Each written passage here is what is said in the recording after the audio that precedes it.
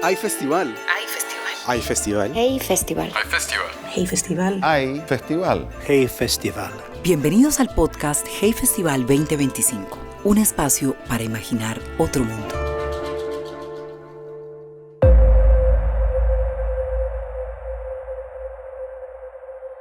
Bienvenidos al podcast 2025, la edición especial del podcast del Hay Festival en español, en la que celebramos el 20º aniversario de nuestro festival en Cartagena de Indias. Yo soy Catalina Gómez Ángel. Y yo, Iñaki Lasa de Tura. Para celebrar este momento único para nosotros, le pedimos a nuestros seguidores que nos enviaran las preguntas que consideraban eran claves para entender el mundo en el que vivimos. Después de un largo ejercicio, nuestro equipo ha seleccionado las 20 preguntas que se consideraron más significativas y para responderlas reunimos algunas de las mentes más brillantes y más expertas en cada tema que participaron en la más reciente edición del Festival de Cartagena en enero de 2025. Empecemos, Iñaki. Estamos con Melba Escobar, columnista y escritora colombiana. Es autora, entre otros, del libro de no ficción Cuando éramos felices pero no lo sabíamos y de la novela La casa de la belleza. Su más reciente publicación es Las huérfanas, libro en el que retrata a Miriam de Nogales, su madre. Melba, bienvenida. Muchísimas gracias por estar con nosotros. ¿Qué valor tiene la ficción para la sociedad? Pues justo acabo de salir de la charla de Rafael Yuste, donde habla de el cerebro como un gran teatro. Al final todo lo que vemos y creemos que vemos y está ocurriendo es en nuestro cerebro. Entonces hay mucha más plasticidad y mucha más posibilidad de un cambio y de una transformación si creemos en ella. Es al final de que somos capaces de imaginar lo que puede transformar la realidad. Y creo que la ficción es ese espacio para imaginar otros mundos posibles. Y creo que necesitamos mucho de ella en estos momentos, ¿no? En unos tiempos tan oscuros como los que vivimos, la ficción puede ser el espacio para buscar alternativas de cambio. Y a veces también, usted ha escrito tanto ficción como no ficción, hablaba de que la ficción puede ser un lugar para buscar alternativas al cambio. Cuando se sienta a escribir una historia, algo que es real, ¿en qué momento hace el clic de no, esto en vez de no ficción va a ser ficción? ¿O qué herramientas le da la ficción para poder contar algunas historias? Bueno, siempre he trabajado en los márgenes, digamos, entre la ficción y la no ficción. Mi tesis de grado fue en ese tema particularmente. He trabajado mucho el tema del nuevo periodismo como género literario. Y justamente ahí hay una cierta digresión, porque lo que se está planteando es que hay también mucha ficción en la supuesta no ficción, ¿sí? Es también una construcción de la realidad, por más que haya datos incuestionables, al solo construirla de una u otra manera, estamos alterándola, ¿no?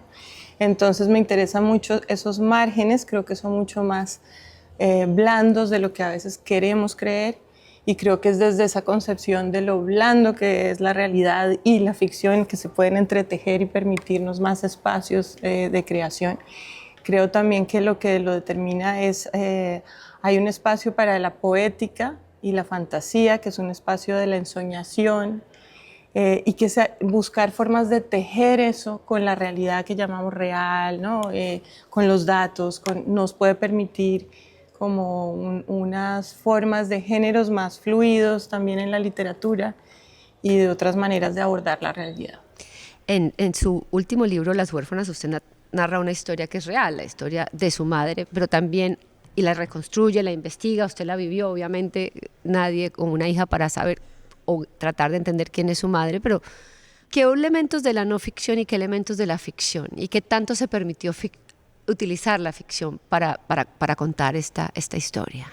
Es una historia que todo lo que se cuenta ocurrió, en ese sentido es un relato de no ficción y sin embargo hay elementos de licencias poéticas donde por ejemplo hay un sueño que cuento, que me interesa mucho hablar del sueño porque el sueño es un espacio bastante sigue siendo para la ciencia incluso un territorio bastante desconocido. Es un espacio en el que pasamos el 30% de nuestra vida y todavía no se entiende muy bien qué pasa ahí, cómo podemos proyectar imágenes y situaciones que parecen reales sin serlo, ¿no? Entonces en la novela se mezcla mucha realidad con episodios de sueños de la narradora. Por ejemplo, hay un sueño donde la madre es una especie de planeta Tierra y de sus pechos brota una leche que son como, y van creando unos pantanos lácteos, y de su vagina salen unas criaturas que van poblando este mundo lácteo, ¿no? Y yo pensaba, es que al final la infancia y ese primer mundo que vivimos está todo relacionado con la madre, como que la madre es el planeta, ¿no?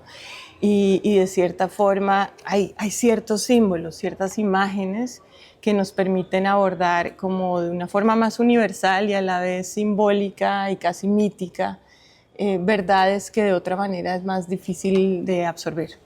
Nuestros seguidores preguntaban qué papel juega el arte en la construcción de una sociedad más pacífica, empática y consciente de sus desafíos.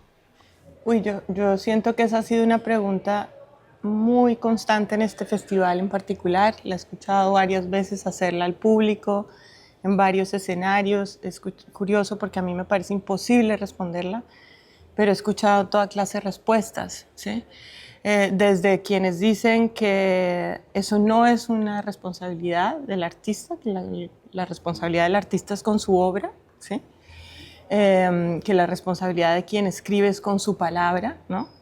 Con la honestidad en lo que escribe. Yo creo que comparto mucho esa manera de ver las cosas, y también he visto que muchos de los que viven la opresión, ¿no?, en países como desde Palestina, Ucrania, tienen una mirada mucho más fuerte de decir que no se puede vivir en una sociedad y asumir un rol activo como la escritura y pretender que el problema de las condiciones sociales de los demás no le compete a uno. Yo sinceramente me veo muy difícil dar una respuesta, por eso prefiero hablar de lo que he escuchado de otros.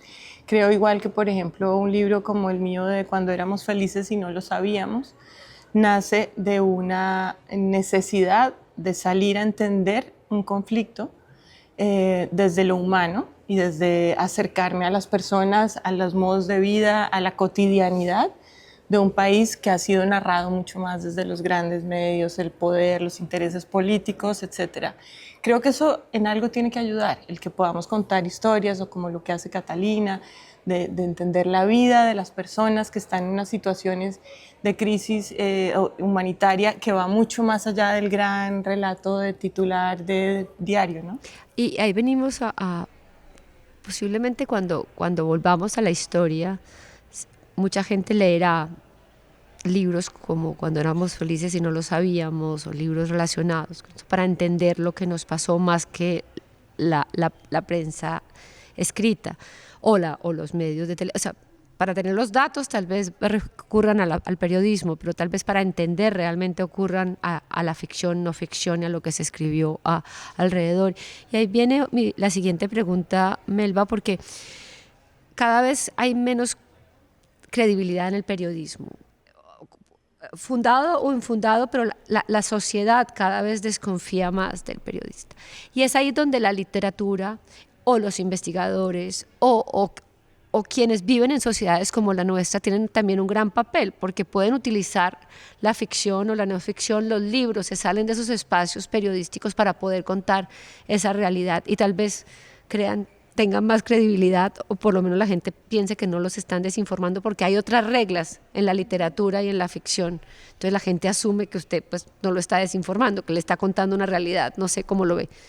Pues yo creo que en lo que para mí hay un compromiso, digamos, como escritora, y hablo por mí, es en una verdad propia, digamos, ¿sí? Hay una verdad que es propia y que es independiente y que es singular y que pretendo que tenga una expansión y una acogida universal, pero que es mía y que no se negocia y que no tiene una finalidad utilitaria.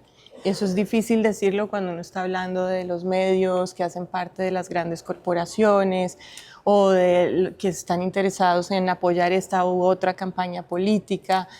Yo creo que más y más es también difícil que el arte, que también es una industria, y más, y las editoriales y los libros, etcétera, hablen desinteresadamente y sin unas segundas intenciones se pueda crear desde ese lugar. Creo que es un lugar muy privilegiado que tenemos los autores de no ficción, que por más que nuestra obra haga parte de una industria, estamos escribiendo en total libertad para decir lo que podamos y queramos decir, y que de cierta manera el término ficción es una carta blanca para decir lo que queramos. Y en ese sentido la ficción es un territorio de libertad, porque también uno puede decir muchas verdades que son una suerte de correlato de esa realidad real, periodística, etcétera, con otros códigos y con otros símbolos, pero donde se dicen muchas cosas que a veces en el periodismo no se pueden decir. Y otro de los temas que más preocupaban a nuestros lectores era la inmigración.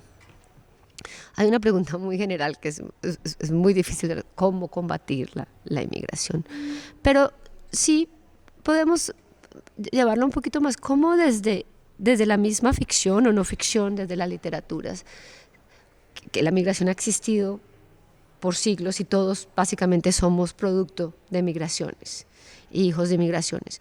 ¿Cómo mostrar o cómo tratar este tema hoy en día cuando está absolutamente polarizado y politizado? Sí, yo creo que como en el libro de Adela Cortina, ¿no?, de aporafobia, el problema a veces más que la fobia al migrante es la fobia al pobre migrante pobre.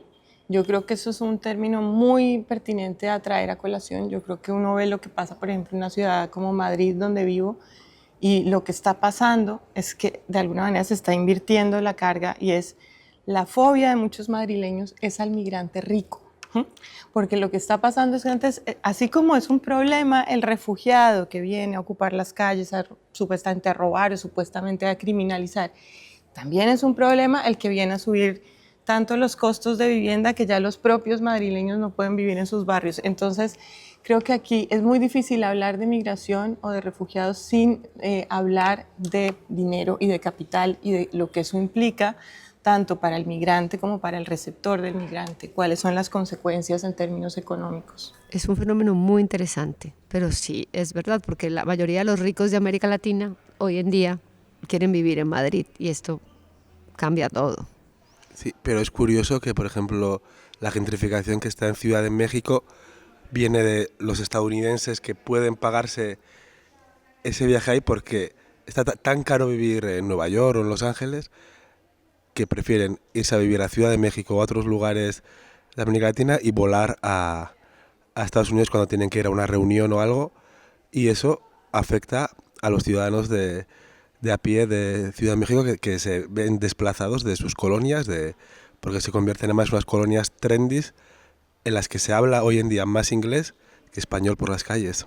Exacto, entonces sí, es curioso porque tenemos tantas capas, digamos, del problema de la migración, que no es solo de los migrantes que huyen por necesidad o porque tienen peligro en su lugar de origen, sino también de estos altos estratos de migrantes. Y yo creo que sería interesante pensar un discurso de la migración mucho más general y global y holístico, que realmente abarque todas esas capas tan complejas de la migración que se está dando hoy a nivel global. ¿Ha pensado escribir algo sobre el tema? Sí, he pensado, pero muy poquito. Tengo que pensar más. Pues lo siento por los escritores, pero creo que esta reflexión va a quedar para después de despedirnos con Melba, fuera de cámaras, fuera de micrófonos.